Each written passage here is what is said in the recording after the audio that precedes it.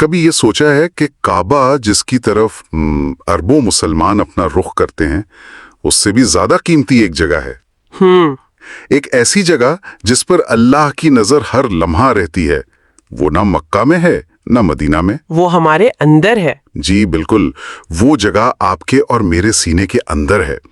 تو آج ہماری ساری بات چیت اسی کے گرد گھومے گی کہ وہ کون سا دل ہے جسے اللہ اپنا گھر بناتا ہے۔ یہ بہت گہرا سوال ہے، اور ہمارے سامنے جو مواد ہے وہ واضح کرتا ہے کہ یہاں بات صرف گوشت کے ایک لوتھڑے کی نہیں ہو رہی۔ نہیں، بالکل نہیں۔ یہ دل تو وہ مرکز ہے، یعنی جہاں نیت بنتی ہے، جہاں ایمان جڑ پکڑتا ہے، اور جہاں ہمارے ہر عمل کی اصل حقیقت طے ہوتی ہے۔ صحیح۔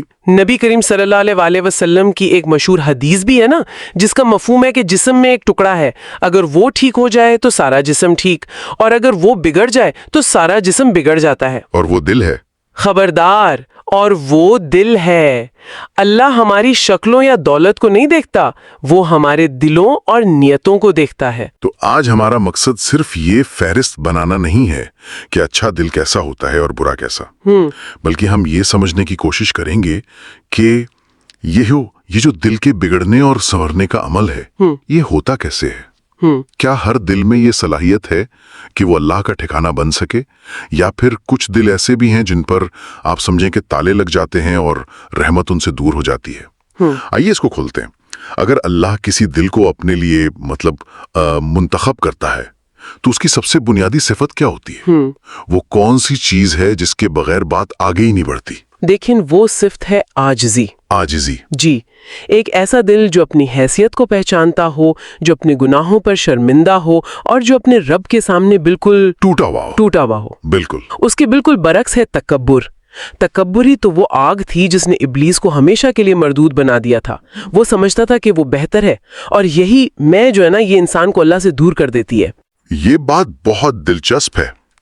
ٹوٹا ہوا دل، عام طور پر تو ہم طاقت اور مضبوطی کو اہمیت دیتے ہیں، لیکن یہاں تو معاملہ بالکل الٹ ہے۔ تو اس کا مطلب ہے کہ اپنی کمزوری کا احساس ہی اصل طاقت ہے۔ بالکل، کیونکہ جب انسان اپنی کمزوری اور اپنی بے بسی کا اعتراف کرتا ہے، تبھی وہ اللہ کے لامحدود طاقت سے جڑتا ہے۔ صحیح۔ جب تک وہ اپنی طاقت کے غمنڈ میں رہتا ہے، وہ اللہ کی مدد سے محروم رہتا ہے۔ اسی سے جڑی ہوئی دوسری صفت ہے نرمی۔ وہ دل جو سخت نہ ہو، پتھر جیسا نہ ہو۔ اور نرمی سے کیا مراد ہے؟ کیا صرف دوسروں کے لیے نرم ہونا؟ دوسروں کے لیے نرم ہونا تو اس کا ایک پہلو ہے، بالکل ہے، لیکن اس کی گہرائی یہ ہے کہ وہ دل حق بات کو قبول کرنے کے لیے نرم ہو۔ اچھا۔ وہ معاف کرنے کے لیے نرم ہو، کینہ اور حسد سے پاک ہو۔ قرآن میں ایک بہت ہی خوبصورت اصطلاح استعمال ہوئی ہے، قلب سلیم۔ قلب سلیم؟ جی، فرمایا گیا کہ قیامت کے دن نہ مال کام آئے گا نہ اولاد، سوائے اس کے جو اللہ کے پاس قلب سلیم لے کر آئے۔ قلب سلیم، اس کا لفظی ترجمہ تو محفوظ دل یا صحیح سالم دل بنتا ہے۔ میرے ذہن میں جو پہلا خیال آتا ہے وہ ہے ایک پاک صاف دل۔ آپ نے بالکل صحیح پکڑا۔ کیا اس کا مطلب صرف یہی ہے کہ دل میں کوئی برائی نہ ہو، یا اس کا کوئی اور گہرا مطلب بھی ہے؟ پاک صاف ہونا تو اس کا پہلا درجہ ہے، لیکن گہرائی میں جائیں تو قلب سلیم وہ دل ہے جو اپنی اصل فطرت پر قائم ہو، جسے ہم آج کل کی زبان میں فیکٹری سیٹنگ کہہ سکتے ہیں۔ Factory setting? واہ! جی، ایک ایسا دل جو دنیا کی آلودگیوں کے باوجود اپنے بنانے والے کی طرف ہی متوجہ رہے۔ یعنی یہ صرف شرک، کینہ اور حسد جیسے بیماریوں سے خالی نہیں، بلکہ یہ اللہ کی محبت، اس کے شکر اور اس پر توکل سے بھرا ہوا بھی ہے۔ اسی لیے تو کہا گیا کہ اگر دل میں اخلاص ہو، یعنی نیت صرف اللہ کے لیے ہو، تو رائی کے دانے جتنا عمل بھی پہاڑ جیسا وزنی ہو جاتا ہے، اور اگر دکھاوا ہو تو پہاڑ جیسی عبادت بھی بے وزنی ہو کر اڑ جاتی ہے۔ تو اگر قلب سلیم ایک آئیڈیل ہے، ایک صحت مند دل ہے، تو پھر دل کی بیماریاں کیا ہیں؟ ایک عام خیال تو یہی ہے کہ دل بڑے گناہوں سے ہی خراب ہوتا ہے، جیسے قتل یا چوری۔ جی، لیکن جو مواد ہم دیکھ رہے ہیں اس میں اس بات پر بہت زور ہے کہ اصل خطرہ تو وہ چھوٹی چھوٹی باتیں ہیں جنہیں ہم نظر انداز کر دیتے ہیں۔ جی، اور یہ بالکل ایسا ہی ہے جیسے دیوار میں ایک چھوٹی سی دراڑ کو چھوڑ دیا جائے، وقت کے ساتھ ساتھ وہ پورے ڈھانچے کو کمزور کر دیتی ہے۔ صحیح۔ قرآنی تعلیمات اور احادیث میں دل کی ان لطیف بیماریوں کو اسی لیے بہت خطرناک کہا گیا ہے۔ ان کی کچھ عام علامتیں ہیں جن پر ہم اکثر غور نہیں کرتے۔ مثلاً کوئی ایسی مثال جو ہماری روزمرہ زندگی سے تعلق رکھتی ہو؟ سب سے عام مثال ہے حسد۔ وہ ہلکی سی جلن جو کسی دوست کی کامیابی کی خبر سن کر دل میں محسوس ہوتی ہے، یا کسی کی تعریف ہو رہی ہو اور آپ کا نام نہ آئے تو دل میں ایک چبھن سی محسوس کرنا، یا عبادت میں کھڑے ہیں لیکن دل دنیا کے حساب کتاب میں الجھا ہوا ہے۔ بالکل۔ صدقہ دیتے ہوئے دل کے کسی کونے میں یہ خواہش چھپی ہو کہ کاش لوگ دیکھ لیں اور مجھے سخی کہیں۔ یہ وہ وائرس ہے جو آہستہ آہستہ دل کے سسٹم کو کرپٹ کر دیتے ہیں۔ ایک منٹ، اس کا مطلب تو یہ ہوا کہ ایک شخص بظاہر نیک اعمال کر رہا ہو، نمازیں پڑھ رہا ہو، لیکن اندر سے اس کا دل بیمار ہو سکتا ہے۔ بالکل ہو سکتا ہے۔ اور اسے شاید خبر تک نہ ہو۔ یہ تو واقعی بہت خوفناک خیال ہے۔ ہم خود کو دھوکہ دے سکتے ہیں۔ اور یہی تو سب سے بڑا خطرہ ہے۔ جب دل پر ان چھوٹے گناہوں کے دھبے لگتے رہتے ہیں تو وہ آہستہ آہستہ سخت ہو جاتا ہے۔ پھر ایک وقت ایسا آتا ہے کہ اس پر قرآن کی آیات بھی اثر نہیں کرتی۔ اللہ اکبر۔ وہ کوئی ظلم ہوتا دیکھتا ہے تو اس کا دل نہیں پگھلتا۔ نصیحت اس کے لیے بےمانی ہو جاتی ہے۔ اسے اپنی برائی بھی اچھی لگنے لگتی ہے کیونکہ دل پر پردہ پڑ چکا ہوتا ہے۔ تو اگر یہ بیماریاں اتنی لطیف اور چھپی ہوئی ہیں تو ان کا علاج کیسے کیا جائے؟ اس دل کی صفائی کا راستہ کیا ہے؟ سے معافی کہہ دینا نہیں ہے، یہ ایک پورا عمل ہے۔ اچھا۔ وہ توبہ جس میں آنکھیں بھیگ جائیں، آواز کانپ جائے اور انسان اپنے رب کے سامنے اپنی کمزوری کا، اپنی خطا کا پورا اعتراف کر لے۔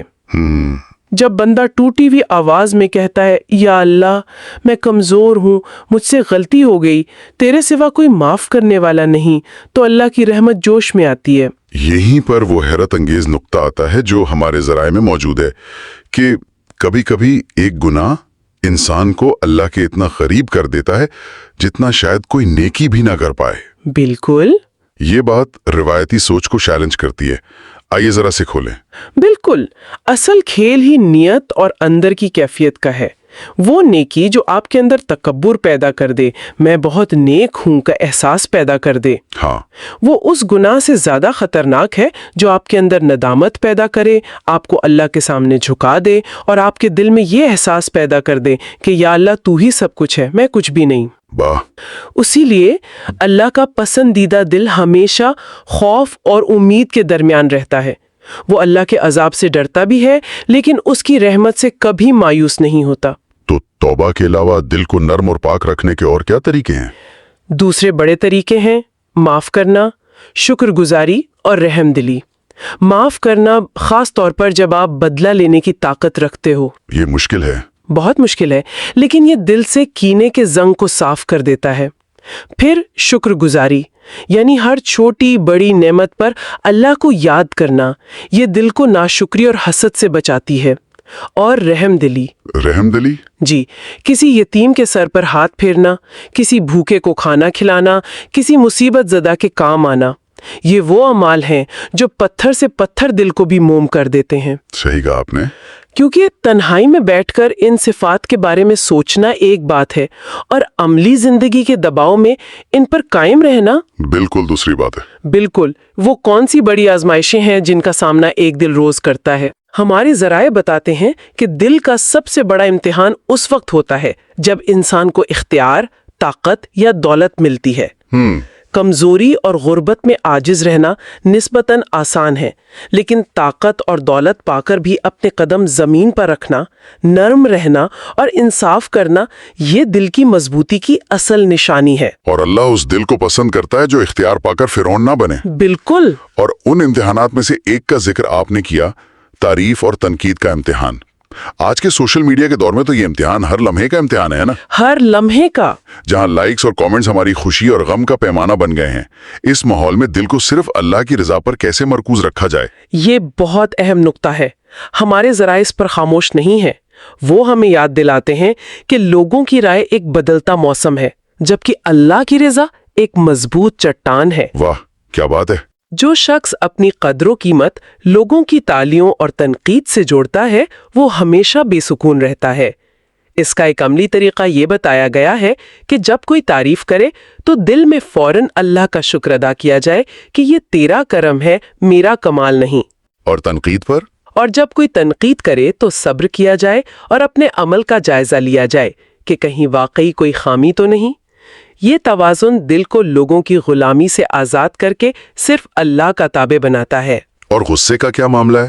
اسے تو نیکیوں کو جلانے والی آگ کہا گیا ہے۔ بالکل، غصہ عقل پر پردہ ڈال دیتا ہے اور اس لمحے میں انسان وہ کچھ کہہ یا کر جاتا ہے جس پر وہ بعد میں پچھتاتا ہے۔ جو دل غصے کو پی جانا سیکھ لیتا ہے وہ ایک بہت بڑی آزمائش میں کامیاب ہو جاتا ہے۔ صحیح۔ اسی طرح دنیا کی محبت کا امتحان ہے۔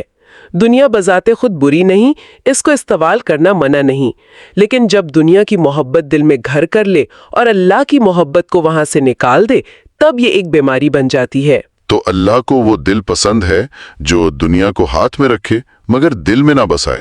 بالکل، یہی بات ہے۔ آخر میں زبان کا دل سے کیا تعلق ہے؟ اکثر لوگ کہتے ہیں کہ دل تو صاف ہے، بس زبان ذرا کڑوی ہے۔ کیا یہ ممکن ہے؟ یہ تقریباً ناممکن ہے۔ زبان دل کا ترجمان ہوتی ہے۔ اچھا؟ جی، جو کچھ دل کے برتن میں ہوتا ہے وہی زبان سے ٹپکتا ہے۔ اگر دل میں کینہ اور نفرت ہے تو زبان سے گالی اور تانا ہی نکلے گا۔ اگر دل میں محبت اور رحم ہے تو زبان سے نرمی اور خیر کی بات ہی نکلے گی۔ تو یہ بہانہ نہیں چل سکتا۔ یہ ہو ہی نہیں سکتا کہ دل صاف ہو اور زبان سانپ کی طرح ڈستی ہو۔ دل کی پاکیزگی کا سب سے پہلا ثبوت زبان کا نرم اور سچا ہونا ہے۔ تو اس ساری گفتگو کا خلاصہ کیا ہے؟ وہ کون سے اہم ترین نکات ہیں جو ہمیں اپنے ساتھ لے کر جانے چاہیے؟ خلاصہ یہ ہے کہ اللہ کے ہاں ہماری اصل کرنسی، ہماری اصل قدر و قیمت ہمارے دل کی حالت ہے۔ دل کی حالت؟ جی، قیامت کے دن ہمارے اعمال کے پیچھے چھپی نیتوں کو تولا جائے گا۔ اگر نیت خالص اللہ کے لیے تھی تو ایک چھوٹا سا عمل بھی بہت بھاری ہو جائے گا، اور اگر نیت میں کھوٹ تھا تو بڑی بڑی نیکیاں بھی بے وزن رہ جائیں گی۔ اور دل کی اصلاح کوئی ایک دن کا کام نہیں، یہ ایک مسلسل جدوجہد ہے۔ اس کے لیے 3 چیزیں کلیدی ہیں۔ پہلی، سچی توبہ، دوسری اللہ کا ذکر، اور تیسری نیک صحبت۔ نیک صحبت یہ بہت اہم ہے۔ بہت اہم، کیونکہ انسان کا دل اپنے دوستوں اور ماحول سے اثر لیتا ہے۔ آخر میں ایک سوچ جو سننے والوں کے لیے چھوڑ جاتے ہیں، کچھ ایسا جس پر وہ اس گفتگو کے بعد اور کر سکیں۔ ہمارے ذرائع ہمیں ایک بہت اہم حقیقت یاد دلاتے ہیں۔ ہم سب ایک دن اس دنیا سے چلے جائیں گے۔ یہ گھر، یہ گاڑیاں، یہ عہدے، یہ شہرت، سب یہیں رہ جائے گا۔ سب کچھ۔ ایک ہی چیز ہے جو قبر میں اور حشر کے دن ہمارے ساتھ جائے گی، اور وہ ہے ہمارا دل۔ تو ہم سب کو یہ سوچنے کی ضرورت ہے کہ اگر آج ہماری زندگی کا آخری دن ہو تو کیا ہم اپنے دل کی حالت سے مطمئن ہوں گے؟ یہ بہت بڑا سوال ہے۔ کیا ہمارا دل کسی کے لیے بغض، حسد یا نفرت سے پاک ہے؟